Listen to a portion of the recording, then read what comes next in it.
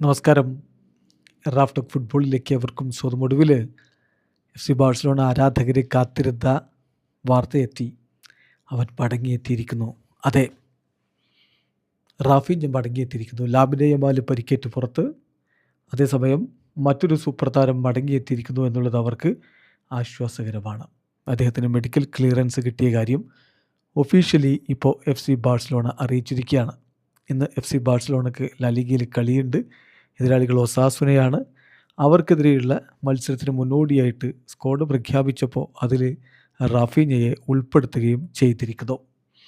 റാഫീഞ്ഞയുടെ കാര്യത്തിൽ മാത്രമല്ല, ഇപ്പോൾ മാർക്ക് ബെർനാലിൻ്റെ കാര്യത്തിലും മെഡിക്കൽ റിപ്പോർട്ട് പുറത്തുവിട്ടിട്ടുണ്ട്. അതിൽ പറയുന്നത് Bernal has been medically cleared and is included in the squad.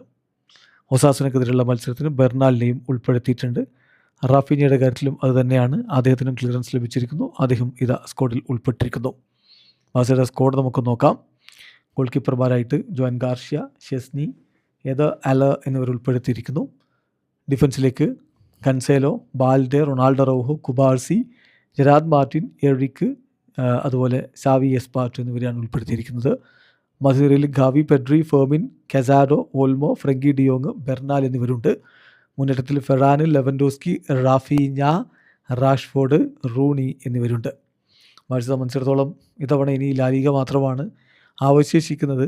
അതിൽ അവർ ഒന്നാം സ്ഥാനത്തുമാണ്. ഇന്ന് രാത്രി ഇന്ത്യൻ സമയം 12:30 കളി വിജയിച്ചുകൊണ്ട് റയലുമായിട്ടുള്ള പോയിൻറ്റിൻ്റെ അന്തരം വർദ്ധിപ്പിക്കുക എന്നുള്ളത് തന്നെയായിരിക്കും അവർ ലക്ഷ്യം വെക്കുക. 33 കളികളിൽ നിന്ന് 85 പോയിൻ്റാണ് ബാഴ്സക്കുള്ളത്. അവർ ഒന്നാം സ്ഥാനത്ത് നിൽക്കുമ്പോൾ അത്രയും കളികളിൽ നിന്ന് 74 പോയിൻ്റ് റയലിനുള്ളൂ. റയൽ ഇപ്പോൾ രണ്ടാമതാണ്. വീഡിയോ അവസാനിക്കുന്ന ഫുട്ബോൾ ലോകത്തെ കൂടുതൽ വിശേഷങ്ങളുമായി റാഫ്റ്റോക്സ് എത്താം.